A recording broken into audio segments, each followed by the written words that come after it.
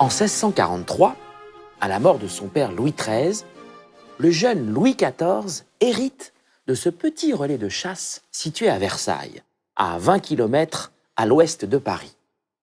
Il n'y entreprend des travaux qu'une vingtaine d'années plus tard. D'une ampleur inédite par son coût, qu'il soit réel ou fictif, le nombre de personnes qui y prendront part ou les matériaux utilisés, ce chantier va passionner ses contemporains, français comme étrangers, pendant 50 ans. On explique généralement l'installation du siège du pouvoir à Versailles par le désir de quitter Paris, qui, pour Louis XIV, reste associé au traumatisme de la Fronde dont vous voyez ici un épisode. Conflit qui vit une partie de la noblesse s'opposer au pouvoir royal, alors représenté par Mazarin. Cette explication, vous l'avez sans doute maintes fois entendue. Mais ne nous arrêtons pas là et considérons un trait de caractère essentiel de Louis XIV, son âme de bâtisseur. À Paris, le tissu urbain est très dense. Une expansion du palais du Louvre ou des Tuileries n'est pas envisageable. Bridé dans son goût pour l'architecture, le roi se tourne donc vers les immenses terres de Versailles qu'il connaît bien pour y avoir chassé de nombreuses fois dans sa jeunesse. En 1662, il commence l'aménagement du relais de chasse par l'avant-cour et ses deux ailes, dont l'une sera consacrée aux offices, l'autre aux écuries.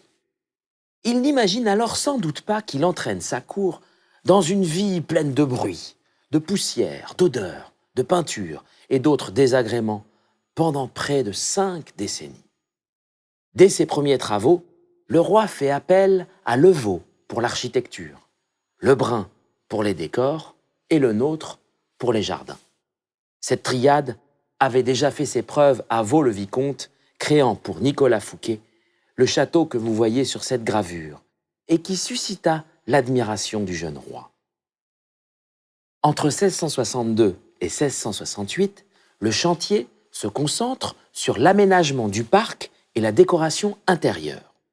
Conscient que la petitesse de sa résidence ne lui permet pas de recevoir sa cour, Louis XIV lance un concours en 1668 pour doubler, voire tripler la surface habitable. C'est Levau qui emporte le marché et le château s'étend alors sur les jardins. L'architecte enserre le château primitif dans un nouvel ensemble, créant ainsi les grands appartements. Cette enveloppe se déploie au nord pour le souverain et au sud pour la reine, tandis que la façade centrale sur jardin accueille une terrasse à l'italienne. C'est sur cette terrasse que s'établira à partir de 1678 la fameuse Galerie des Glaces. À la mort de Levau en 1670, l'architecte Jules Hardouin-Mansart accélère les travaux. Tout montre désormais que le roi désire faire de son château la nouvelle résidence officielle. Jugez vous-même. Entre 1670 et 1684, on relie les 4 pavillons des secrétaires d'État, à l'origine isolés, pour former les 2 ailes des ministres. Puis, on construit la grande galerie, l'aile du Midi et des écuries. Et enfin, le grand commun, autrement dit, le bâtiment des offices. Comme le rappelle le marquis de Sourches dans ses mémoires, à la date du 6 mai 1682, le roi a décidé de s'installer à Versailles, quoiqu'il fût encore rempli de maçons. Et Sa Majesté n'entend pas s'arrêter là. Pour rétablir la symétrie du château, il fait construire l'aile du nord entre 1685 et 1689. Son appétit pour l'architecture est néanmoins freiné par les années de guerre. Mais, en 1699, il relance une dernière fois son chantier pour faire sortir de la terre la 5e et dernière chapelle à laquelle on ne mettra la dernière main qu'en 1712, 3 ans seulement avant la mort du roi Soleil. En l'espace de 50 ans, le château a ainsi pris l'envergure que nous lui connaissons aujourd'hui. Pour en arriver à ce résultat, il a fallu mobiliser des moyens humains et techniques importants. La surintendance des bâtiments, dirigée depuis 1664 par Colbert, est au cœur du dispositif de ce chantier.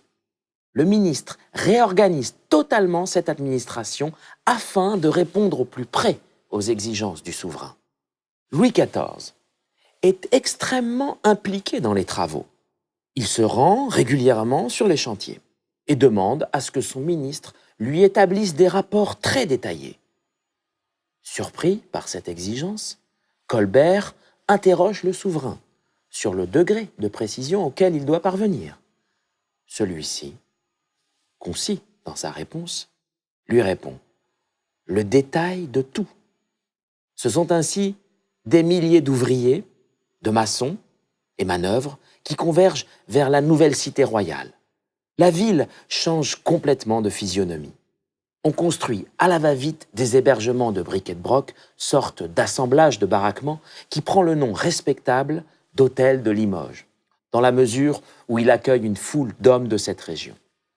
De cette époque, l'actuelle rue des Chantiers conserve le souvenir, elle dont le nom rappelle la destination première, acheminer les matériaux vers le château. Sur le chantier, les conditions sont très rudes. Les journées de travail s'étendent de 5 heures à 19 heures en été et de 6 heures à 18 heures en hiver. Les ouvriers ont toutefois le droit de prendre 2 pauses que nous pouvons imaginer salutaires. L'une entre 9 heures et 10 heures, l'autre de 14 heures à 15 heures. C'est au cours de ce second répit qu'est pris le déjeuner, que l'on nomme alors dîner. Le temps effectif de travail est donc d'environ 11 heures par jour, ce qui vaut aux ouvriers un salaire d'1,5 livre en moyenne, ce qui, sur une année qui compte 220 jours ouvrés, permet de totaliser 330 livres. Les dimanches et jours de fête sont généralement chômés et le travail de nuit banni. Toutefois, on s'arrange souvent avec la religion sous l'œil bienveillant de l'Église qui délivre toutes les autorisations nécessaires pour faire face à l'urgence des travaux. La discipline est stricte. L'abandon de son poste ou la grève sont sévèrement réprimés. De même, la consommation d'alcool pendant la journée est prohibée. Les cabaretiers ont d'ailleurs l'interdiction d'en servir aux travailleurs, sous peine d'amende sévère. À la mort de Colbert en 1683, le ministre de la guerre Louvois récupère la surintendance. Afin d'occuper les soldats, mais surtout pour augmenter les effectifs et surveiller les ouvriers, plusieurs milliers de militaires sont affectés au chantier. Leur présence s'ajoute au nombre déjà vertigineux de travailleurs. Cette forte population, vivant dans la promiscuité, alliée à l'insalubrité des terrains sur lesquels se construit Versailles, déclenche alors de nombreuses épidémies qui augmentent sensiblement la mortalité. Le coup de Versailles a donné lieu à d'importantes spéculations. En réalité, la comptabilité fiable de la surintendance des bâtiments permet d'évaluer la construction du château, l'aménagement des jardins, la création de la machine de Marly et l'aménagement de la rivière d'Eure à 83 millions de livres entre 1661 et 1715. Cette enveloppe inclut tous les paiements.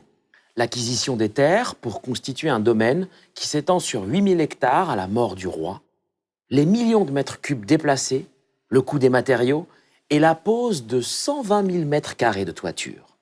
Elle comprend aussi la rémunération de la dizaine d'entrepreneurs et des milliers d'ouvriers, jusqu'à 36 000 par jour en 1685, ainsi que le dédommagement de la centaine de victimes annuelles mortes ou blessées.